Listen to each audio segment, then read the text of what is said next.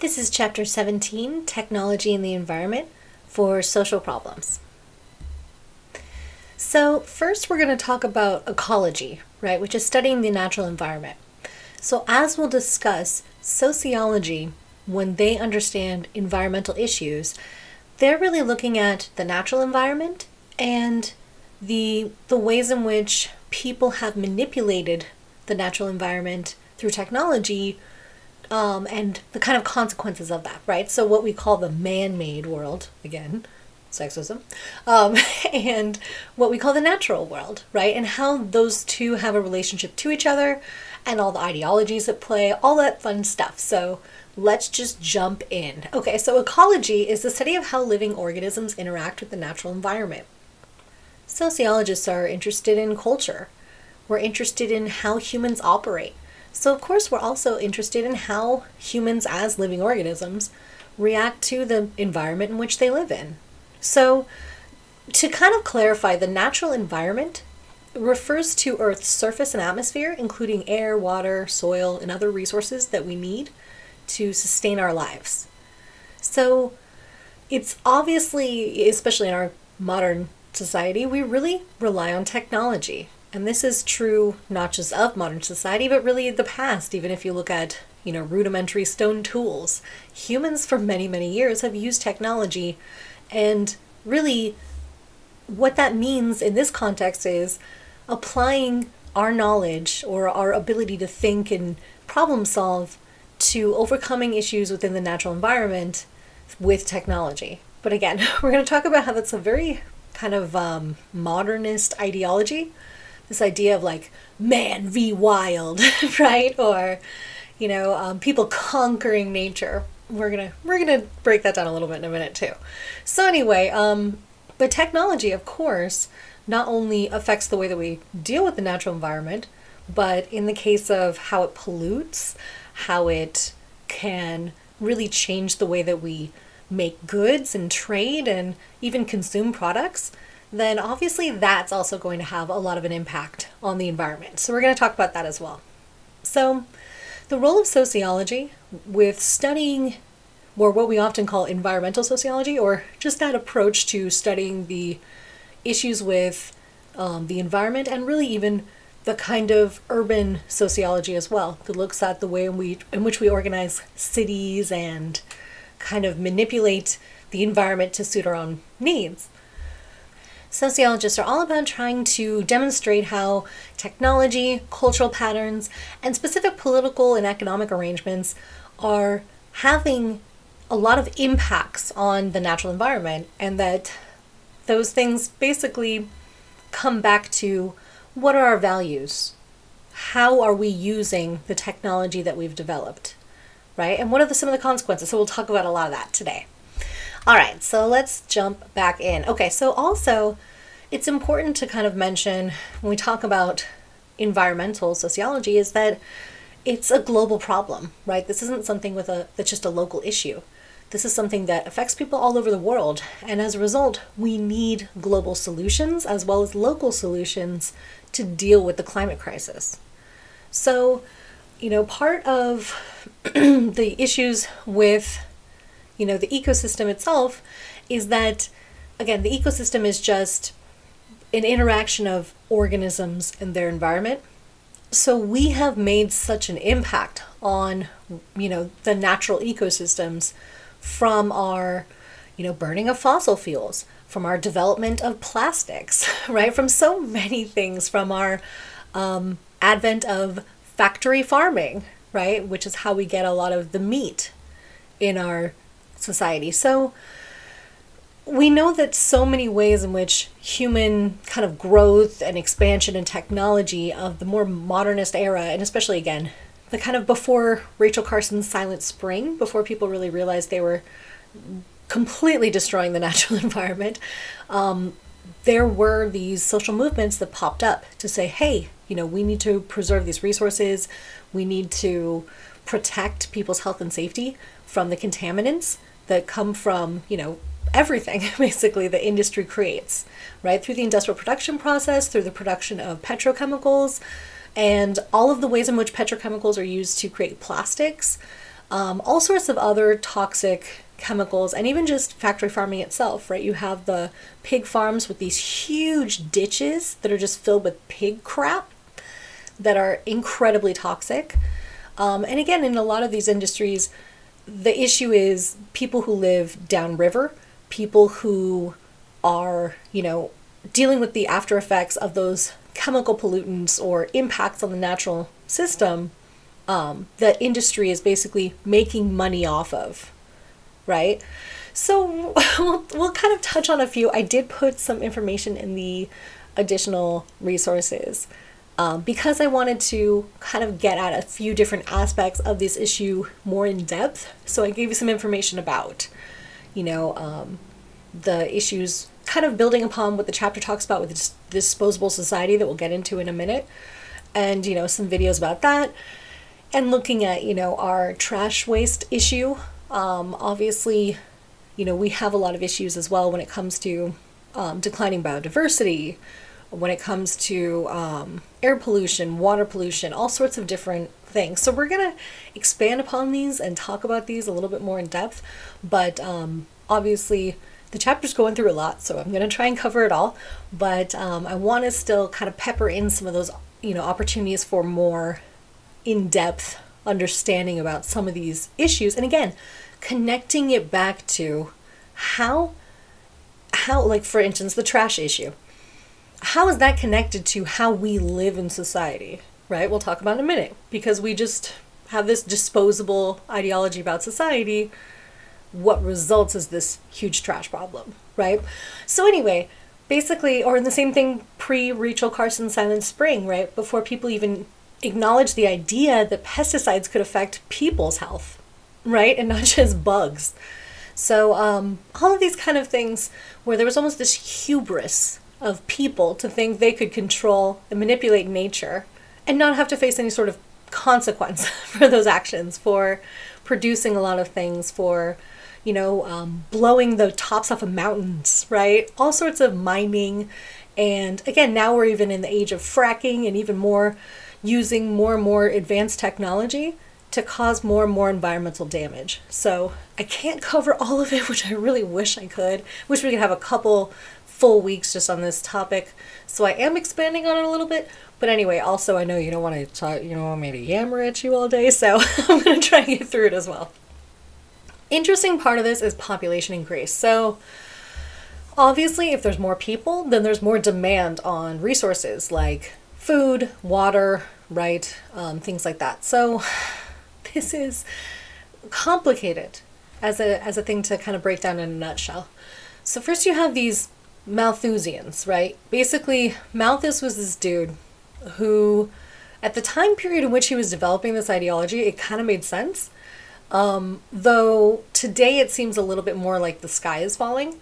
But basically, Malthusian ideology was this thing that basically, when you grow food, how much you plant is how much you reap, right? It's pretty arithmetic, right? But when you have people, and people propagate, nice way to say reproduce, right? They can do that exponentially, meaning, like, let's say, and again, you have to look at the time period in which ideologies are formed. Malthus was in a time period where people were having like 12 kids. He was looking at the Industrial Revolution as it was taking off and thinking, okay, well, if those people's 12 kids have 12 kids, and their 12 kids have 12 kids, right? How are we going to feed all these kids, right? There's just too many damn kids. So he was kind of concerned that basically human population was going to outgrow the resources available. And again, some of our best dystopian films are based on this premise, right?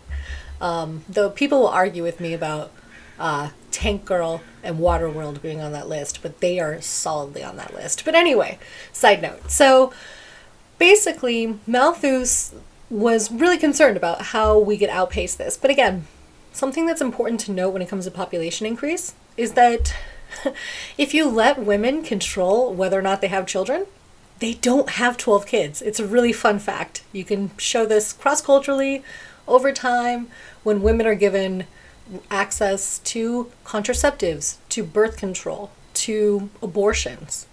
They will not have 12 children, right?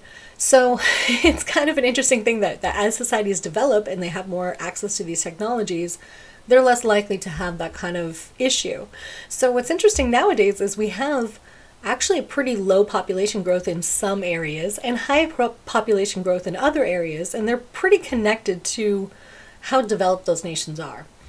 So for instance, in the United States, pretty low population growth, largely because younger generations, it's very expensive to have children now. It's very expensive just to live now, right? So if people are living with their parents till their 30s, kind of awkward to be also having their kids there, and just multi-generational households for everybody, right? So, you know, people are often also just getting educated more. So that means they're, you know, basically pushing off having children till later. And then since they're having them later, they're having fewer as well. And then some people are just not having them at all, right? So what's interesting is when you think about it from a population increase perspective, like let's say you and your partner have 2 children, that's really considered a 0 population growth because you're replacing yourself, or that's kind of the ideology, right? But if you have 1 kid, it's technically a negative population growth or no children. So there's some countries that they're really actually having consequences of this, like Japan, where there's so few children being born. They're worried about how the institutions are going to be able to support the aging generations when there's so fewer younger folks. But anyway, that's a whole nother lecture for a whole nother day. But I still think it's important to connect this back to how does this affect the environment? So neo-Malthusians still say that there's scarce resources and we need to really, you know, worry about being able to provide for everyone. And there is even more weight to their argument now that there's all these issues with climate change, right? Because you have a situation where many people, like a large, you know, percentage of the population, human population, lives near coastlines that will, with climate change effects in, you know, soon, will actually be affected by those, especially when it comes to, you know, water levels rising, things like that. So sea level rise, excuse me, not water. I don't know why I said water. Anyway, so basically that will cause, you know, huge proportions of human population to become climate refugees, basically to have to leave where they are to find somewhere else to live. And again, as deserts get hotter, you know, as every place on the planet deals more and more with these issues, more and more people are going to become those climate refugees. So there is this idea that as that happens, and there's less resources, and also there's more crop failures, this might become more and more of an issue, right? As Malthus saw it, but not the way he saw it, right? More so because of the way that we've ignored the obvious science on climate change for over 40 years. I mean, Chevron knew in the 1970s, for Christ's sake, right? So, you know, we've ignored this and we've made political and social choice to completely ignore it. So yeah, that's why we're still dealing with the consequences, right? So anyway, it should be noted though, as we'll talk about in a minute, that about 40% of all food in the US that's grown is just thrown away. So food waste is incredible. And when we talk about, oh, we can't feed everyone in the world, you know, all these starving populations, in actuality, we feed so much of that grain that we grow, and even the fish too, which is like a whole nother problem, to the animals that are in factory farms. So we're feeding all that stuff to cows, to pigs, right? Cows should not be eating that stuff, first of all, but that makes them fatten up so you can get a fatter steak, right? Damned be the consequences of the methane emissions, of just even the horrific suffering that this causes, but that's a whole nother lecture. So anyway, the real kind of way that sociologists are looking at this is how are human values, how are social and cultural values, how do they affect the way we organize our daily lives? So for instance, what we put on our plate, how we use transportation, things like this that all deal with and have environmental consequences, right?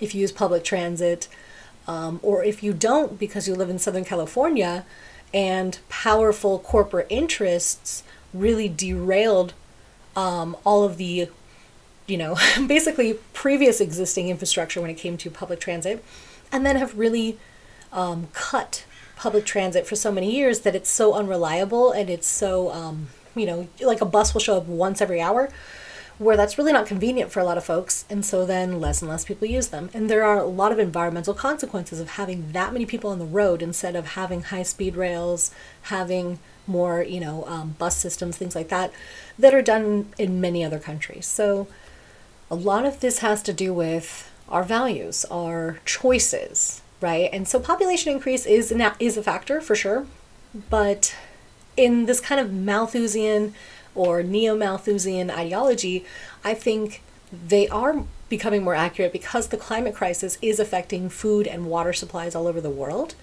So that could really create more of a stress on those systems, right?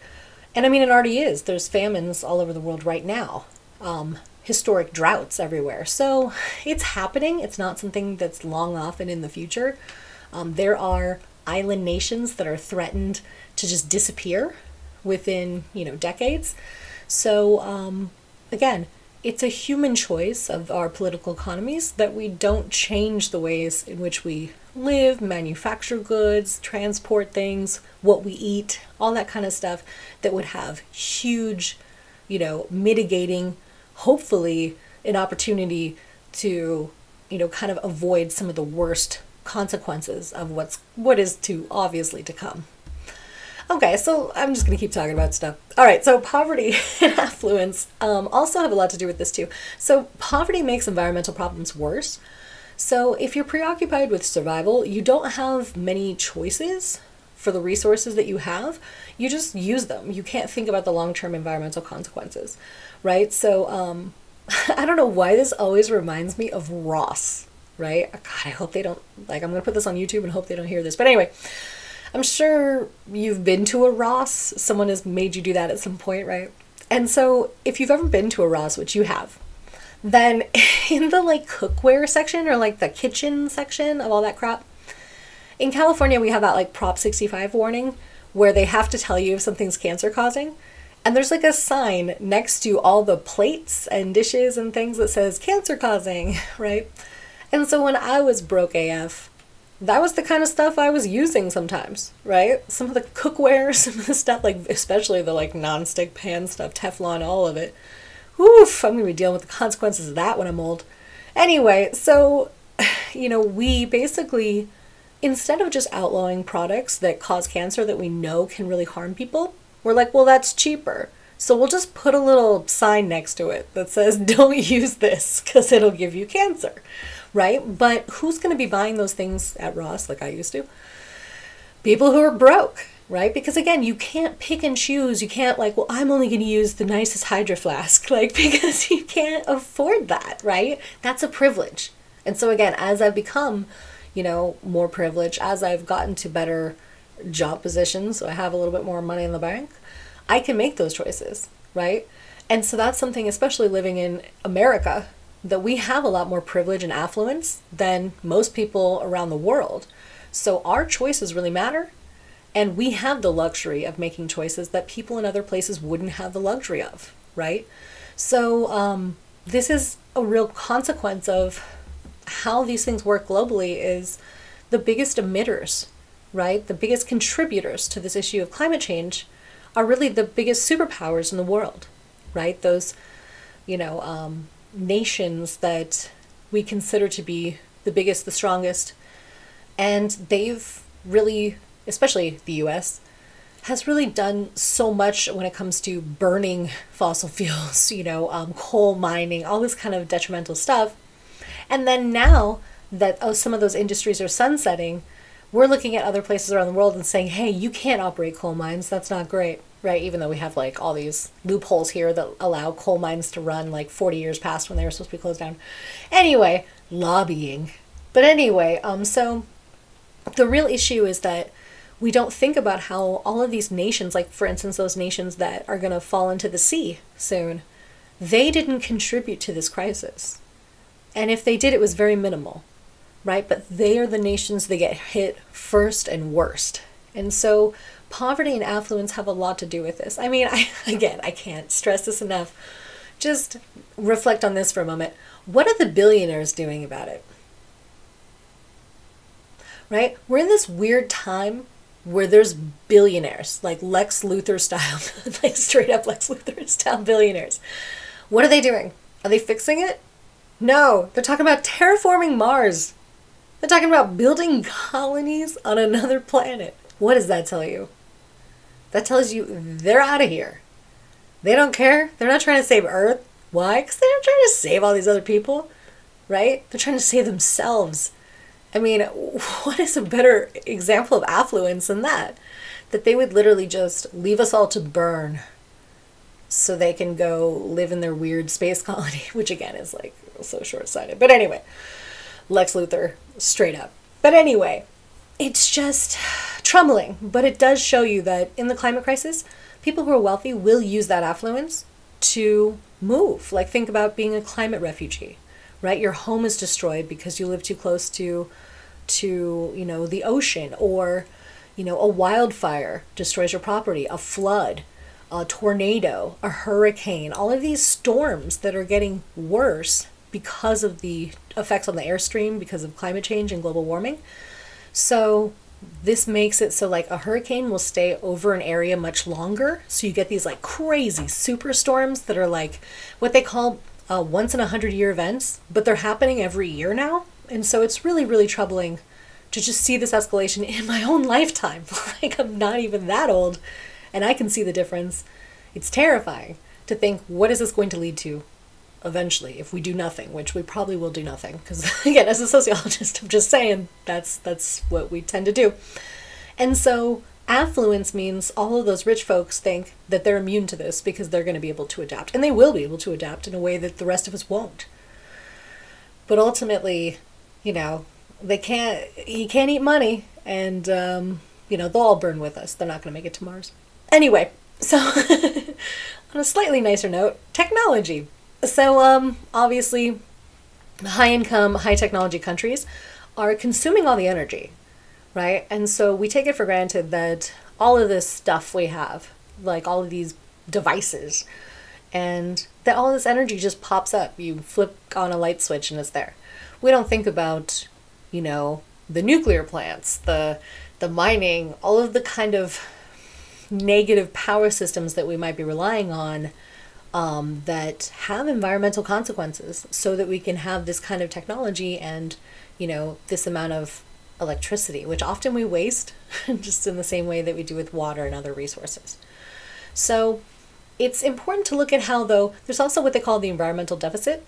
So this is basically the long-term consequences to the environment that comes from our pursuit of short-term material affluence, right? So basically people want to make money, so they will just damage the environment to make a quick buck.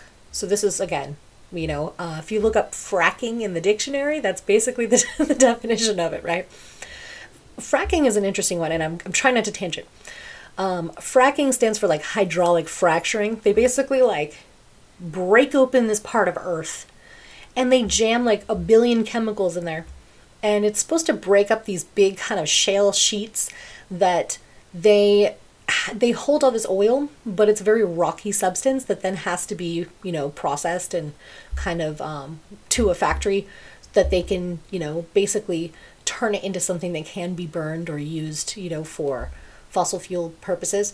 And so what's crazy for me is that we don't even know what the chemicals are that they're dumping in there, right? There's a movie Gasland about this. There's all sorts of films about this where, people that live near these fracking sites, their water supply gets affected by all the chemicals that are going into the earth because of the fracturing. And as a result, they turn on their tap water and they can light it on fire, which you're like, yeah, sure, it's safe to drink, no problem, right? Yeah, sure, get in the shower with that water. So, there's so many people that are already dealing with the consequences of these environmental problems like today because of this drive to make money, more so than to worry about the health and safety of, the people, everyone on the planet. Because again, it is one global system. We're all connected. So a lot of the consequences in some areas affect others, especially when it comes to things like air pollution, right? Air doesn't know national boundaries. It's something that affects all of us. So when we burn a lot of different, fossil fuels, And, a lot of the other kind of contaminants that we use of driving our cars, all sorts of stuff contributes to this kind of overall effect that is then a global issue, right? So it's interesting how in the West, especially in California, we have smog, but the air quality is actually a lot better than it used to be here. But because of the deficits in other places in the globe, it's not offsetting enough. So it's troubling. And you can see this in the, Pacific, or not Pacific, sorry, my brain, on the northern East Coast, where basically a lot of the industrial production that happens up in that area will create an acid rain that ends up falling in Canada. And so even though Canada's not producing as much of these things and, doesn't run those factories, they're still dealing with the environmental consequences of all the stripping and the trees dying and, kind of these entire parts of forest being decimated by acid rain because the chemicals get into the air and that, kind of gets into that water vapor in the clouds and becomes acid rain. So anyway, it's a global issue, but some people have much more of an impact than others. Okay, so that kind of does connect back to the Industrial Revolution, right? And how did we get to this place, right? Well, some of it had to do with just basically becoming technologically proficient enough to create all this crap and really not thinking about what the consequences of those actions might be. So the Industrial Revolution brought us a lot of, physical manufactured goods, but a lot of the processes that we then used, again, to make plastics or a lot more kind of accessible goods. And this has really created a lot of toxic consequences for the environment, especially when it comes to how much plastic's in the ocean or all sorts of things. Again, I can give you a million examples. I'm trying to go quick, but I can't. So anyway, but again, just like how the Industrial Revolution did not equitably distribute power and resources around the globe, it's kind of that same mirror effect of those colonizing powers are also the ones that take and use the most energy and don't share their more efficient technological advances with those other nations that they've extracted their wealth and resources from. And so, yeah, a lot of the kind of stuff that we use on a daily basis, like cell phones, there's a lot of toxic chemicals within those phones. And what do? We just get another one every couple of years, right? We don't think about what happens to all of those phones, those millions and millions of phones. And even when it comes to e-waste recycling, that's a whole other thing.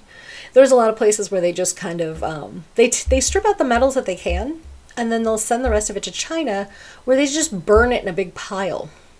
And then oftentimes, they will have people sort through the remnants of that incredibly toxic fire ash to see if they can find any metal pieces that remain.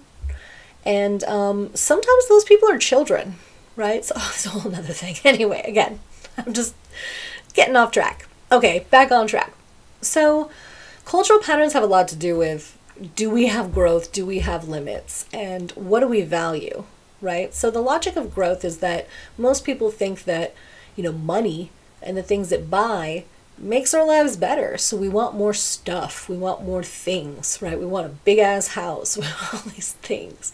And so most of us believe in this progress idea that the future is going to be better than the present, that science will fix everything. It's really what we call modernism, right? It's this old-timey kind of way of looking at the world without this dystopian lens that says, hey, science will figure it out. Technology will improve our lives and we'll figure it out, right? So here's the thing that's problematic with that modernism ideology is that we already have the technology. Like one example would be schools like MIT or CIT, California Institute of Technology, GIT, Georgia Institute of Technology.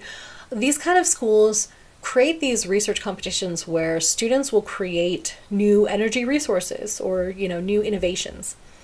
And oftentimes these large corporations will come in and swoop up the patents on those things and then say, okay, we're going to buy this from you so we can develop it. And then they develop it, and then they saved humanity, and we're all safe. No, just kidding. They don't develop it. What do? They put it on a shelf so that technology does not, interact with or basically diminish their growth within those industries. So you have a lot of oil industries that'll buy, these renewable inventions just so that those things can't be out there messing with the profit margins. So that's the part where for me, I'm like, it's hard to really believe in modernism because the technology's there. People have already figured out a lot of these things. Like there's people who've developed technology to have like combustion engine cars that the off-put would be a drinkable water. There's, even young researchers that have found ways to kind of filter plastic out of the ocean. There's so many different technologies that have come out that are just really astounding. And if they were given the kind of money and backing that some of these like fracking projects and other like fossil fuel industry stuff was given, they could expand and they could help so many people, right? But oftentimes the dinosaurs that are involved in these industries, they just see this as a competition to their product. They just see it purely in this capitalistic way, right? In that same kind of environmental deficit thing, right? Of just money, money, money. And honestly, again, they're dinosaurs, so they think, who cares? I'll be dead by the time this is a problem. They don't care if it affects their kids, their grandkids, their great-great. Like they're like, who cares? I won't be around. And that's really, really upsetting. To worry more about, the money in your bank account than the entire, human civilization, basically. So the opposite of the logic of growth, basically, is, the environmental argument that there should be a limit to growth, right? That because we can't invent our way out of all the problems that were created by the logic of growth, then we need to find other ways of thinking about the world. That we can't grow indefinitely. We have to have some limits, right? There still have to be some green spaces. We have to somehow balance our urban environments with the environment that the entire rest of the ecosystem relies upon. Like, for instance, if you think about how much of our human development affects the way that migratory birds can basically travel, live, and, have basically mate, have, babies, and then, make sure that they can sustain themselves over generations. Because we've destroyed so many of these spaces in which they would be, they have to find ways to adapt to this environment that we've created that cause all sorts of horrible consequences for their populations. I mean, we also have this issue with bees dying off, with, butterfly populations, with all of these things that they pollinate the food we eat. So if they die, we die. So we should care about this stuff, right? Growth, if it continues indefinitely, we can have all the strip malls that we want, all the 7-Elevens, but no food to put in it because all the bees are dead. So, simply stated, the limit to growth thesis is that humanity must have some sort of limit to population increases and the use of finite resources so we can avoid eventual environmental collapse. And again, going back to how do we limit population increase? Give people control over their bodies. Women. Let them control whether or not they have children or not. Boom, problem solved. It's wild to me that becomes an issue where they're like, oh, well then do we just legislate how many children people can have? No, because most folks, especially in the economic situation we're in, are not going to be like, yeah, I'll have 20 kids, right? So anyway. Okay, so looking at some specific environmental problems, obviously solid waste is a huge issue, right? That this comes from our culture. We live in a disposable society where we think it's okay to just throw stuff away every day. So we value our material comfort and efficiency, so we'll consume much more products than any other nation on earth as Americans. And so many of these products come with a lot of packaging, right? So you have oh, it kills me. Every time I open up something, you got 5 plastic wrapped things inside your plastic wrap thing. It's just, you throw away so much. Think about the last time you had a birthday and someone got you gifts, or you were at Christmas or something and you're opening packages. How much do you throw away versus how much do you actually get from a package? You throw away so much more, right? The extra packaging is awful, but it's not even, it's just more for like the kind of like factory convenience of packaging all that stuff, that we don't really think about what are the consequences of that. Like, we don't think about how even just like the paperwork at your office, or, you know, any of those kind of little things, how they add up, because all of us are doing these things all the time.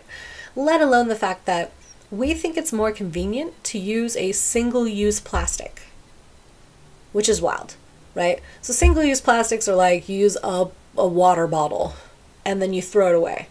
That bottle, I mean, to get that bottle, you had to drill into the earth, pull out oil, take that oil to a refinery, have it refined, then send that to a petrochemical plant that molded it into the shape of a bottle, right? Send that to another factory that fills it with water, slaps a label on it, and then send that to your store. And now think about the sending part is lots of trucks on the road burning fossil fuels, right? So add that into the analysis. And then you get your one bottle of water, and then you throw it away. And it lasts for thousands of years. That one bottle you needed once. So that's what I was talking about privilege before. Yeah, it is a privilege to buy a Hydro Flask, for sure, to have the money to do those things.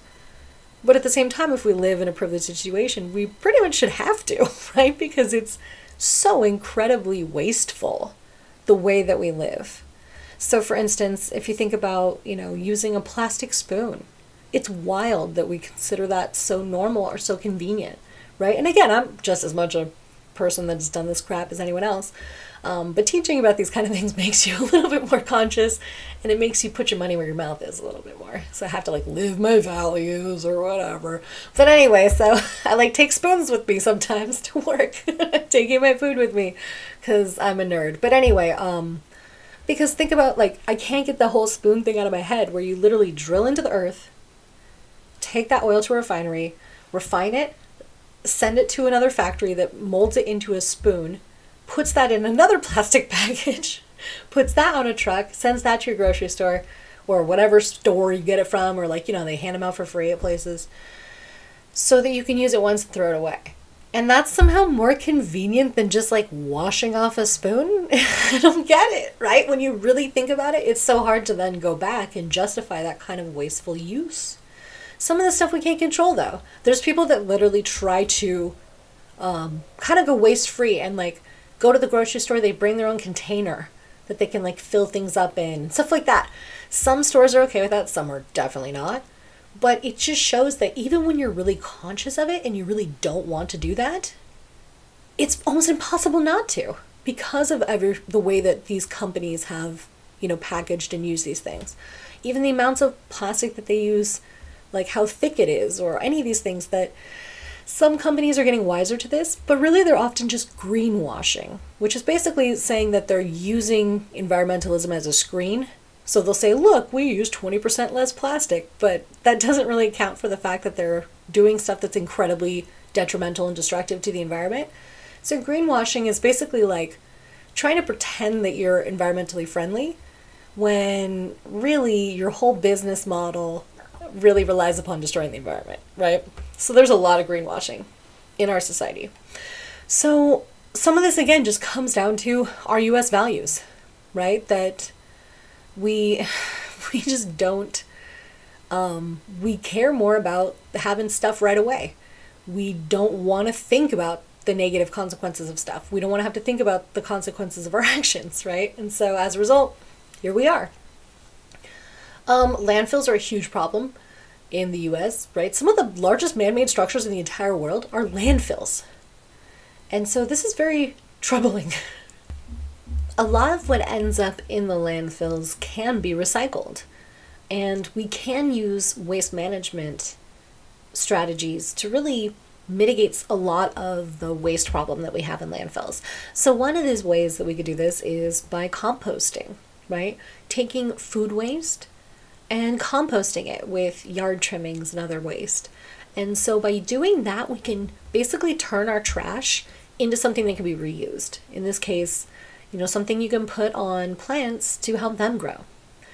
And it's kind of like cyclical, right? You can take your food scraps and then you can turn them into something to help you grow more food, right? But this isn't part of our US values. This isn't part of our culture. It actually kind of really used to be. It's really ironic that America used to be a lot more about kind of thrift and, reusing things.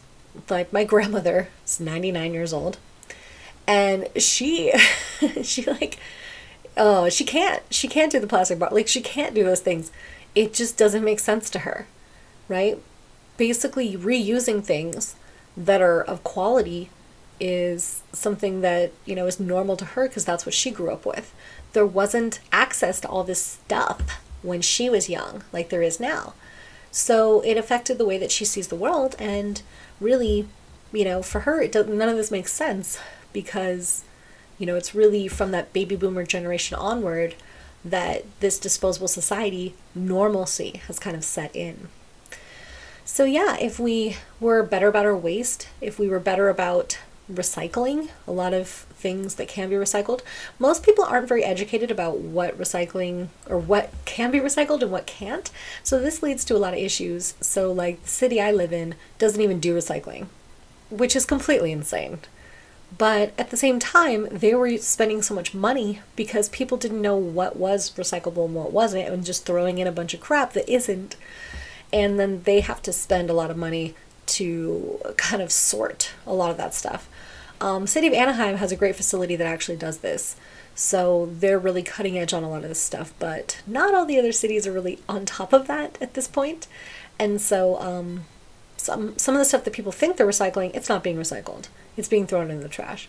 Also, recycling itself uses a great deal of water and other energy resources.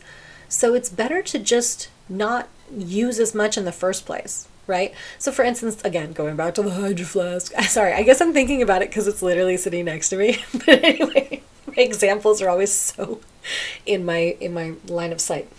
But anyway, using the Hydro Flask, it basically prevents the water bottle from happening. So that's better for the environment than using the water bottle and recycling it, right? Because recycling it, sure, that's still good. That's an important thing to do. If you're using those single-use plastics and you have the opportunity to recycle, great. But again, a lot of energy use goes into that, and a lot of water goes into that as well. So, recycling is up, but it still only accounts for less than half of our solid waste. And so, we're in the situation where we're building these mountains of trash. And again, as populations increase, that problem increases as well. Okay, so how do we preserve the clean water that still exists? The environment is access to clean water. Water free of waterborne diseases or contaminants, pollutants, or, other issues. So the hydrologic cycle not only renews the supply of water, but it cleans it because water evaporates at low temperatures. And so a lot of the pollutants are not in that mix, right? The water vapor rises from those pollutants. So basically the contaminants then get left behind. So the hydrologic cycle generates clean water in the form of rain. But again, some of that still, we'll talk about acid rain in a minute, that's not always the case because there's still a lot of contaminants in the air itself, right? But because of the way that water works, obviously, it's really the first few minutes of rain you don't want to be a part of, and then after that you're getting a lot of, clean water. So there's a huge issue of inadequate water supplies, especially in places with soaring populations that demand more and more water. So the real key, though, is complex technology also requires a lot of water. So the global use of water is estimated at 1 quadrillion gallons a year, is increasing even faster than the world's population. So underground water tables are also rapidly dropping in countries all over the world. So this is insane. Like for instance, in California, in the Central Valley, California is actually set on a system of underground lakes.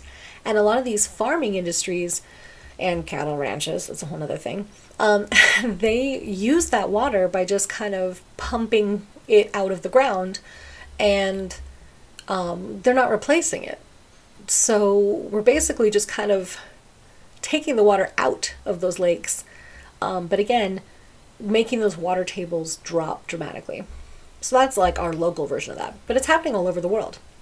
And then of course water pollution is a whole nother issue that really comes from, again, all over the world, right? There's people that don't have sure supplies of fresh water or safe water that they can drink that's not contaminated.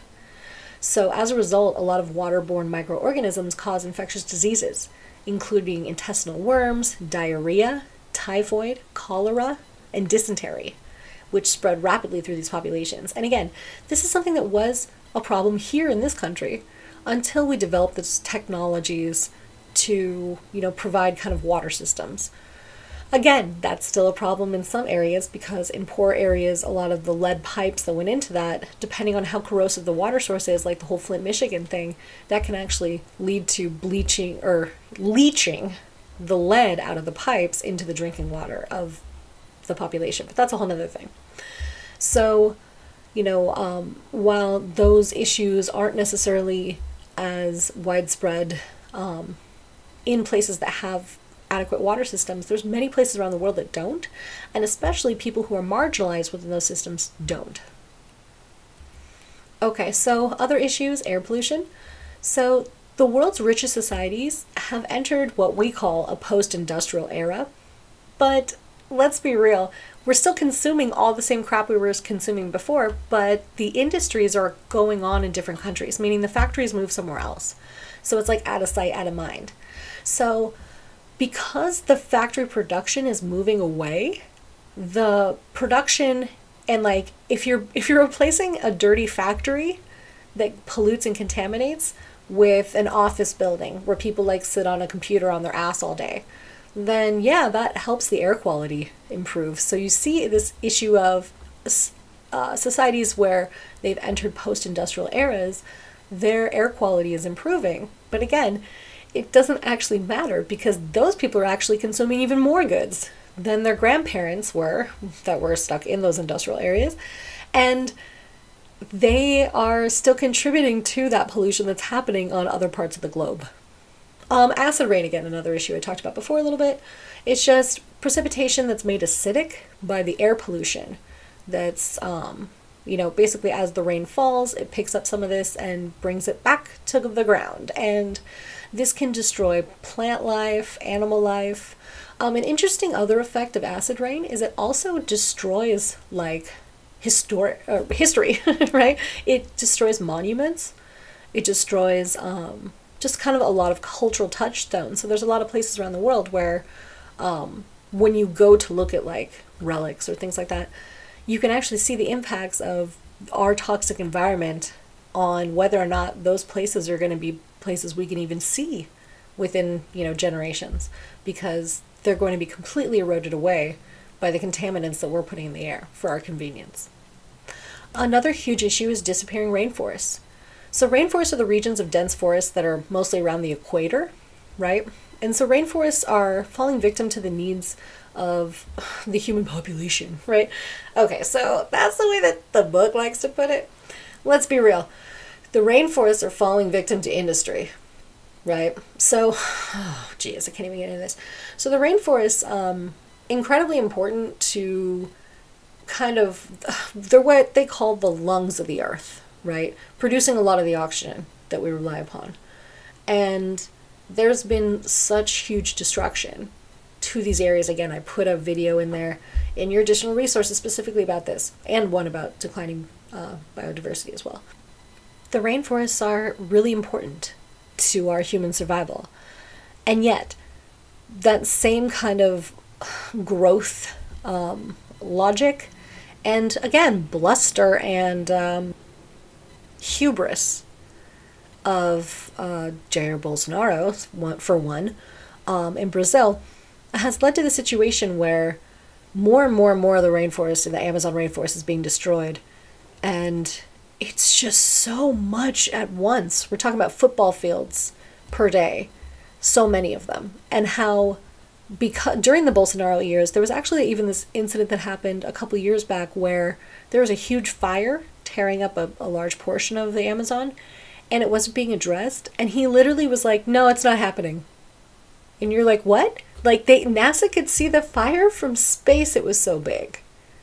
And he's like, no, that's not true. And you're like, oh, okay, well then that solves that. The end. So, the political ideology really matters. What people's values are matter as to whether or not they rise to the challenge of really meeting these problems head on and addressing them, right? There's a reason we call this class social problems, right? Because we got some problems. But what can we do? First, we got to know what's going on. We got to be educated. Then we got to be activated. We got to collectivize. We got to do something about it, right? And for so many, they line their pockets with those industries that are destroying the earth. So they're not going to do anything about it, right? Because that would make those people stop giving them money. And the consequence is the rest of us suffer, right? So anyway, the impact on biodiversity is really, really, really upsetting. So Earth's biodiversity is a vital genetic resource. And it plays a major role in how we eat, how we breathe, right? So many things. So like how one little species going to extinction can have such a huge ripple effect through this entire complexity of our natural environment. And we're in the situation where, when a species is gone, it's gone. And we have so many species going extinct, whether it's plant or animal species. And again, why? Because of human intervention, because of our technologies, and the fact that we haven't, really addressed all of the impacts we're causing to the planet. Okay, so of course climate change is a big part of this, right? So scientists have documented the fact that average temperatures throughout the world are rising, which is what we tend to call global warming. So the scientific community have reached a consensus that the world is warmer and that the temperature increase is due to human activity, and that global warming is a serious threat that could kill us, right? So in 2015, 195 countries signed an agreement to limit carbon emissions, which was called the Paris Climate Agreement, right? President Trump, who supported coal and oil production, withdrew the U.S. from the Paris Climate Agreement in 2017, but it didn't take effect till 2020, so it didn't really matter. But anyway, even if we all met the goals of the Paris Climate Agreement, it's not going to be enough. And that really has to do with, again, some of the promises are just not being fulfilled, right? The people in power that, again, really benefit from a lot of these systems, they're not willing to change, right? And again, if we have air pollution, that's because these dirty fuels are, being put in the air because of increased industry. Again, people profit from that.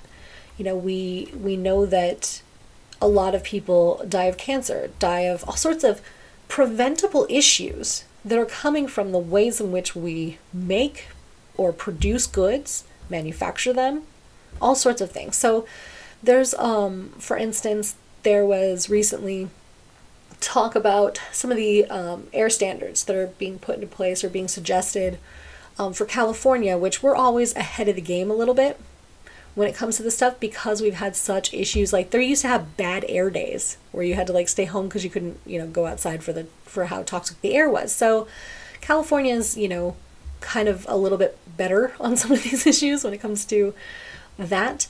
But there was this recent study that was saying how if we put higher fuel emission standards on cars in the next 10 years, how that would basically equal tens of thousands of people not dying of asthma attacks or other COPD and other kind of respiratory problems because of the contaminants in the air, and how many less people then will even develop asthma at all or have asthma attacks, which, while they might not all be fatal, they can be very damaging and cause other health consequences as well.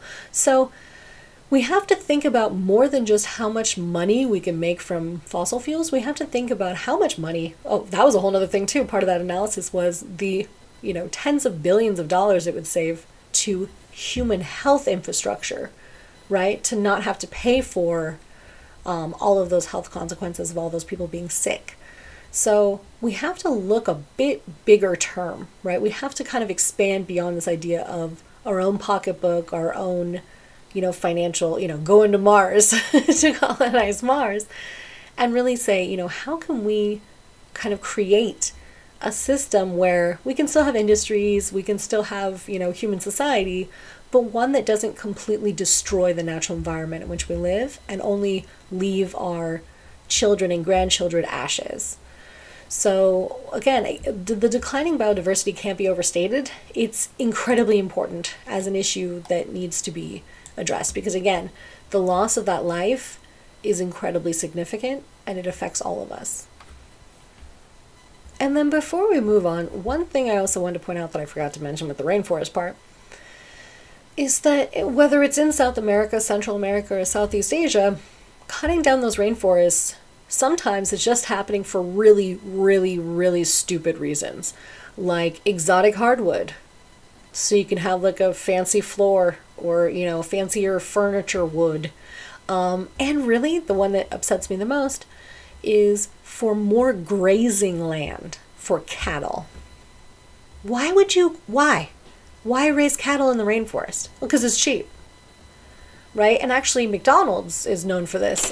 They've bought a lot of land in some of these areas and they destroy all the plant life so that the, cows can graze. And then basically they destroy the land so terribly that it can't just be sprouted back up again. So we really have to think about how our burger from McDonald's is somehow more important than the rainforest, the lungs of the earth. And so industry doesn't have limits in so many ways. And so, it kind of leaves the rest of us scratching our heads like, why would we do this? Why would we destroy the natural world, when we could literally raise those cows anywhere or not eat cows? That could also help and, reduce that impact on the environment. But again, all of our industrial production, releasing carbon dioxide in the atmosphere is just making it so much worse. So the CO2 concentration is about, almost 50% higher than it was 250 years ago. So we can see this is our impact, right? We're doing this. And this greenhouse effect, it's pretty obvious if you've ever, been in a car, right? You ever left your car with the windows rolled up and then got back in it later, right? We understand the idea that sometimes heat can absorb through and then stay. And so what happens with this whole greenhouse effect is that the sun's rays, oftentimes they will absorb into the atmosphere, but some of them are also going to deflect out, right? Based on the ozone layer. And what's happened is because of a lot of the chemicals that we use, like for instance in refrigeration or even in hairspray for many years, those things have gotten in the atmosphere and created holes within the ozone layer. So more and more of the sun's radiation gets absorbed into the earth. And this causes temperature changes, right? Also melts the ice caps and causes sea level rises. So what happens is the ice caps themselves are so big and they're so bright in color that they reflect a lot of the light back out into the space, right? So as they shrink and as it gets hotter and more heat traps, the more and more those melt and the less they reflect the light out. So that's kind of this idea of, the greenhouse effect is how it just kind of builds upon itself, right? And gets worse and worse and worse because it absorbs more and more of that sun's radiation. So again, I don't know why I keep talking about biodiversity, but I'm trying to move on. But there's a lot of problems related to a decline in biodiversity, right? Biodiversity is important to a food supply, to all sorts of medical and pharmaceutical research, right? And so it's important we just keep things alive and give them the opportunity to actually live. Okay, now let's move on to theories of the environment and environmental problems. Okay, so basically, structural functional analysis is talking about how technology has a powerful effect on the environment, right? And basically, they're looking there at how there's a link between the operation of society and the stress that that puts on the natural environment. So complex technology raises the threat of damage to the environment, as do cultural values that encourage technological development, materialism, and economic growth. So think of it this way. The invention of the shovel, right? How much of an impact did that have on the earth? A lot, actually, right? But what's the difference between using a shovel and a backhoe, right? A lot. It's a big ass mechanical shovel, and it just shows how much more earth you can move, how much faster. So this idea of the more and more technology we develop to do these things, they can just be even more and more destructive, right? And so, culture is a big part of this, right? Because not just our technology, but our culture shapes the environmental impact we have. And so obviously societies can adapt. We can say, hey, we don't all want to die, right? Maybe we can change some of our behaviors or consumption or value systems so that, we can continue to live. That's kind of a big fun one, right? And so just as technology and cultural values can cause social problems, they can also cause solutions, right? So we have to really think about that. And again, it's really interesting to look at the interconnectedness here of those social patterns, meaning the value system of having meat with every meal, right? Or the value system of having, again, a steak, because we think, well, that's what people ate back in the day. They ate steaks. No, they didn't. That's dumb. Like, you look back at the Paleolithic era, yeah, people did have a little bit of meat consumption in their diet, but it was super rare. It was more like we were stripping the bones after the bigger predators actually ate them. We would, eat a lot of bone marrow and stuff like that. I don't know how many of you eat a lot of bone marrow. But this idea that like 60% of your plate should be meat, we're so far removed from this now, right? Like, you don't have to go into the slaughterhouse and shoot a cow in the head, slit its throat, hang it upside down, and then watch it get chopped to pieces for hours, right? Or force inseminate it and steal its baby away from it so that it produces milk, right? And then take that baby, chain that baby to the floor so it can't move around so it can be nice, tender veal, right? These are cultural values. We don't have to eat like this. We don't have to do this stuff. And different cultures have different beliefs or values when it comes to what you eat and what you don't, right? But again, the connectedness of our social value to how much of an impact that has on the environment is pretty straightforward, right? So it just reminds me of this George Carlin quote. George Carlin, if you don't know, you should. But anyway, if you don't, I'm sorry. He's a stand-up comic and he's magic. And he's no longer with us, but he would really hate what society's become. Just as bad as he thought it would be. Anyway, so he said very famously that trying to be happy by accumulating possessions is like trying to satisfy hunger by taping sandwiches all over your body, right? That this kind of cultural value system of just accumulate more and more and more crap, that's what's really important. It's incredibly troubling, right? But it is a really consumerist American value. And so that motivates a lot of our spending, a lot of the way that we understand, kind of our consumption and what impacts it has, right? That that to satisfy your hunger, you tape a bunch of sandwiches to your body, right? It's not going to solve the problem, right? You're still going to be unhappy, but now you're going to have a bunch more stuff, right? So anyway, obviously, the structural functionalists are looking at the kind of functions of the institutions and how they connect to the natural and environmental world. All right, social conflict analysis, a little bit different. So they're highlighting the inequality that's going on in the system.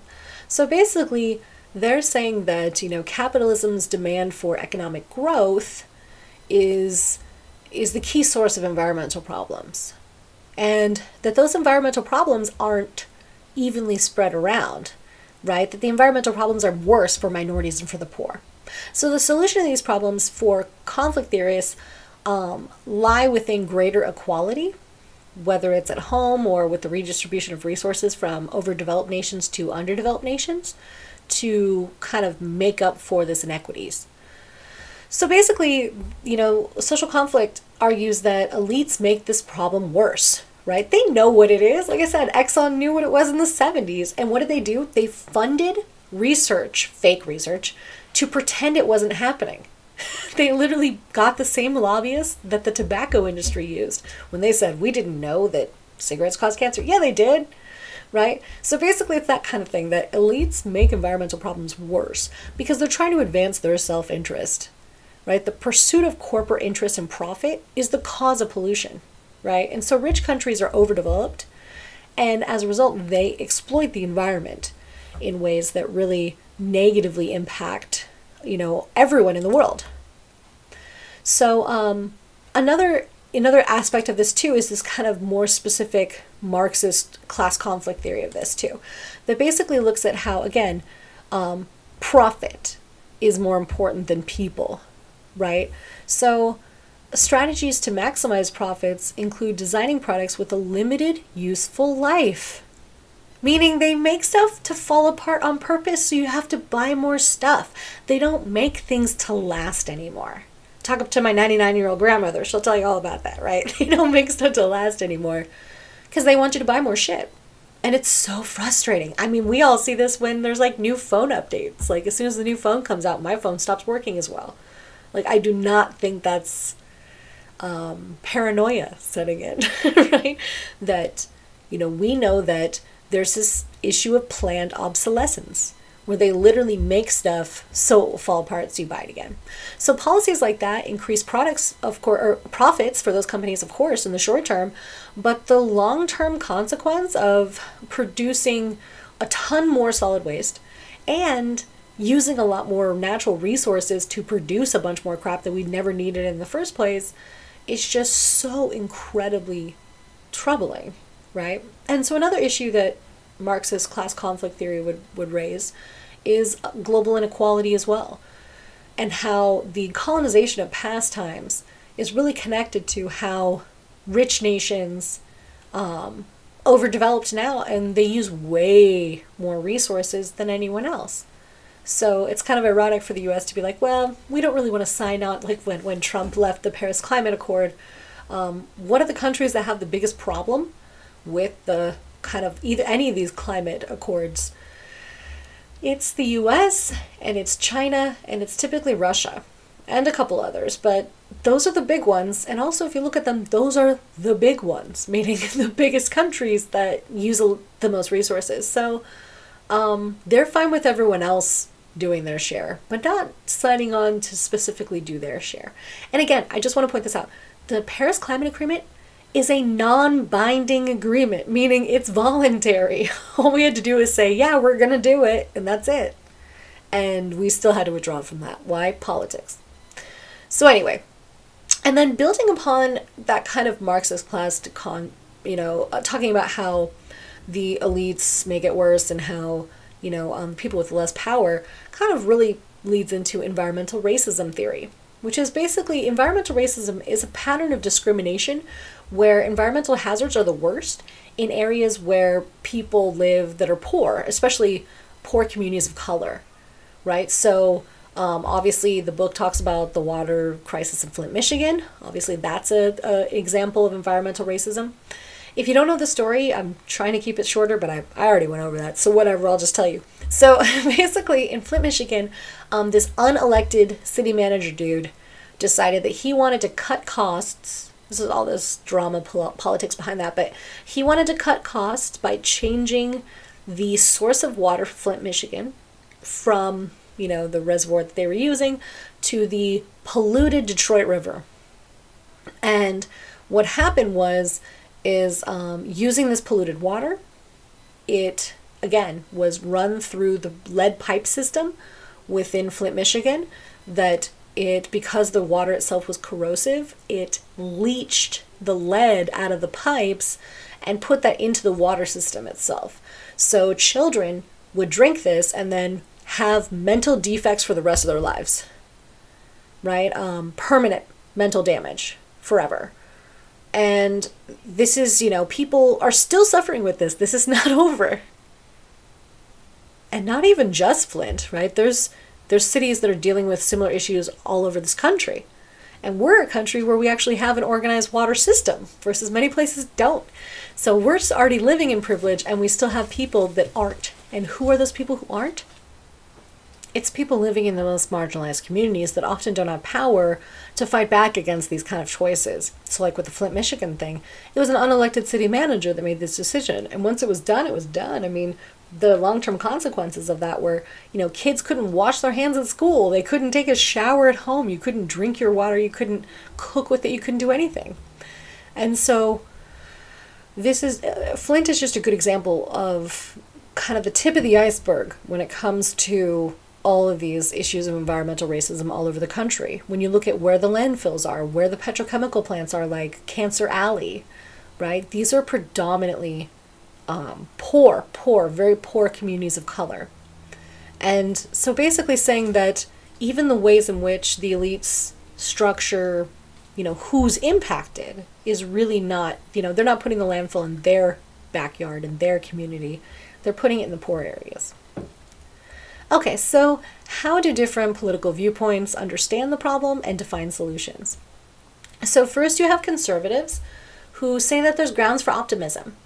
So they resist what they call alarmist environmental claims. So they're very anti-Malthusian, right? They basically say that there's challenges, but we can solve those problems.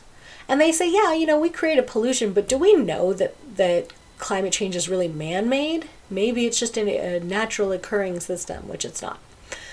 So they say that we should just allow the market system to develop new technology, that human ingenuity, and our economic capitalism will help people, obviously there's a lot of ways in which technology has improved human lives.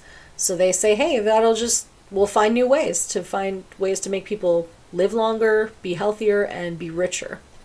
And they argue that the only way to do that is by using a market system with limited government regulation, right? While liberals look at the environmental, I can't, there's no other word to call it, but the climate catastrophe that we're living in. And they say there's grounds for concern.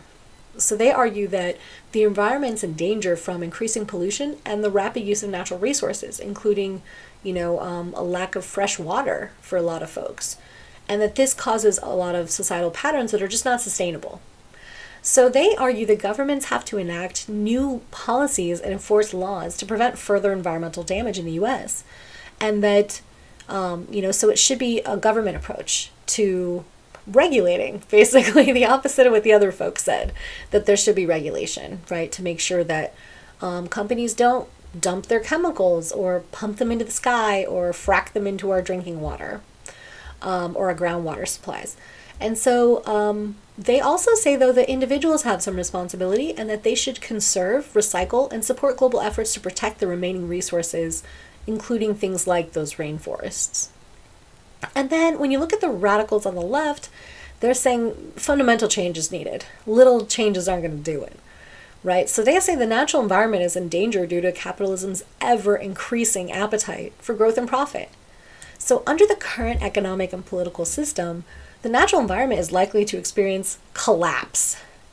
So a healthy environment requires an economic system that delivers both equity and environmental awareness.